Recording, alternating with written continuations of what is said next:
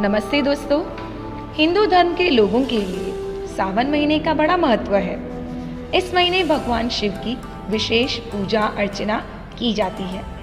शिव पुराण के अनुसार जो व्यक्ति सावन सोमवार का व्रत रखता है, भगवान शिव उसकी सारी मनोकामनाएं पूरी करते हैं। कोई भी उपवास बिना व्रत कथा के अधूरा माना जाता है। तो आइए सावन सोमवार की पवित्र कथा सुनते हैं। प्राचीन समय की बात है, एक साहूकार था जो भगवान शिव का भक्त था। उसके पास धन धान्य की तो कोई कमी नहीं थी, लेकिन उसके पास पुत्र नहीं था और उसी से वो परेशान रहता था। शिवजी के मंदिर रोजाना दीपक जलाता था और उनकी भक्ति करता था। उसके भक्ति भाव को देखकर एक दिन माता पार्वती ने शिवजी से कहा कि हे प्रभु, यह साहूकार आपका भक्त है, उसकी मनोकामना की पूर्ति करे। शिवजी बोले कि हे पार्वती, इस साहूकार के पास पुत्र नहीं है, जिस कारण ये दुखी रहता है। माता पार्वती ने आग्रह किया कि हे ईश्वर, कृपा करके आप इसे पुत्र रत्न का वरदान दे दीजिए। तब भोलेनाथ ने कहा कि हे पार्वती, इसके भाग्य में पुत्र का योग नहीं है। ऐसे में अगर इसे पुत्र प्राप्ति का वरदान मिल भी जाए तो उसका पुत्र केवल 12 वर्ष तक ही जीवित रहेगा। यह सुनने के बाद पार्वती माता ने भगवान शिव से साहूकार को पुत्र वरदान देने के लिए फिर से आग्रह किया। माता के बार बार कहने से भोलेनाथ ने साहूकार को पुत्र का वरदान दिया, लेकिन साथ ही में ये भी बता दिया कि वह पुत्र केवल 12 वर्ष तक ही जीवित रहेगा। साहूकार ने ये सारी बात सुनी, इसलिए उसे न तो खुशी हुई और न ही दुख। वह तो पहले की ही तरह भोलेनाथ की पूजा अर्चना करता रहा। भगवान शिव की आशीर्वाद से साहूकार को सुंदर से बालक की प्राप्ति हुई। परिवार में खूब हर्षोल्लास मनाया गया, लेकिन साहूकार ने बालक की 12 वर्ष की आयु का जिक्र किसी से भी नहीं किया। जब बालक 11 वर्ष का हो गया, तब एक दिन साहूकार की सेठानी ने बालक के विवाह की इच्छा जताई। तब साहूकार ने कहा कि वह अभी बालक को पढ़ने के लिए काशी जी भेजेंगे। साहूकार ने बालक के मामा जी को बुलाया और कहा कि इसे काशी पढ़ने के लिए ले जाओ और रास्ते में जहाँ जहाँ रुकना वहाँ यज्ञ करते और ब्राह्मणों को भोजन कराते हुए ही आगे बढ़ना। साहूकार की आज्ञा का पालन करते हुए बालक के मामा ने ऐसा ही किया।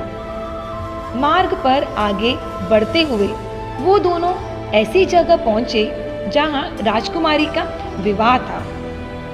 जिससे राजकुमारी का विवाह होना था, वह एक आंख से काना था। लड़के के पिता की नजर अति सुंदर साहूकार के बेटे पर पड़ी तो उनके मन में एक ख्याल आया कि क्यों ना इसे ही घोड़ी पर बिठाकर शादी का कार्य संपन्न करा लिया जाए। तो उन्होंने साहूकार के बेटे के मामा से बात की और कहा कि इसके बदले में वह अथाह धन देंगे, जिस पर मामा राजी हो गए।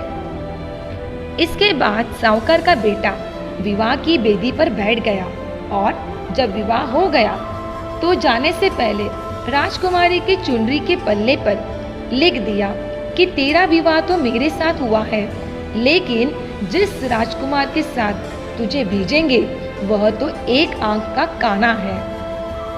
जब राजकुमारी ने अपनी चुनरी पर यह लिखा हुआ पाया तो उसने राजकुमार के साथ न जाने का इनकार कर दिया। बारात वापस लौट गई। उधर मामा और भांजे काशी जी पहुंच गए थे। एक दिन जब मामा ने यज्ञ रचा रखा था और भांजा बहुत देर तक बाहर नहीं आया, तब मामा ने अंदर जाकर देखा कि उसके भांजे की तो मृत्यु हो चुकी है। वह बहुत परेशान हो गया, लेकिन सोचा कि अभी रोने पीटने मचाने लगे तो ब्राह्मण चले जाएंगे। उसने यज्ञ के कार्य को पूरा किया और फिर भांजे के जाने के दुख में रोना पीटने लगा।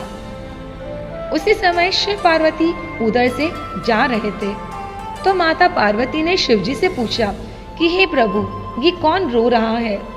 तभी उन्हें इस बात का पता चला कि ये तो साहूकार का पुत्र है जिसकी उम्र केवल 12 वर्ष तक ही थी। तब माता पार्वती कहती है कि हे स्वामी, इसे जीवित कर दे, अन्यथा रोते रोते इसके माता पिता का प्राण निकल जाएंगे। माता पार्वती के बार बार आग्रह करने पर भोलेनाथ ने उसे जीवन दान दे दिया।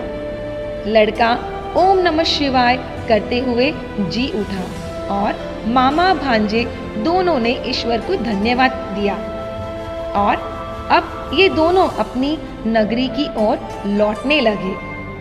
लौटते हुए रास्ते में वही नगर पड़ा जहां राजकुमारी ने उन्हें पहचान लिया। तब राजा ने राजकुमारी को साहूकार के बेटे के साथ बहुत सारे धन धान्य के साथ विदा किया। उधर बालक के पिता माता छत पर बैठे थे।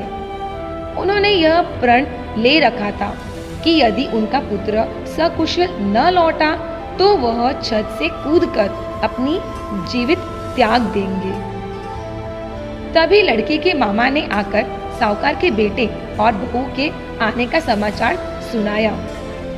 समाचार सुनकर दोनों प्रसन्न हो गए और उन्होंने अपनी बेटी बहू का स्वागत किया।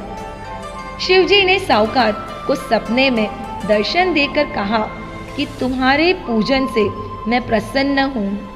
इसी प्रकार जो भी व्यक्ति इस कथा को पढ़ेगा या सुनेगा उसकी समस्त परेशानियां दूर हो जाएंगी और मनोवांछित फल की प्राप्ति होगी। यही कामना करते हैं कि भगवान शिव आप सबकी झोली खुशियों से भर दे, आपकी सारी मनोकामनाएं की पूर्ति करे।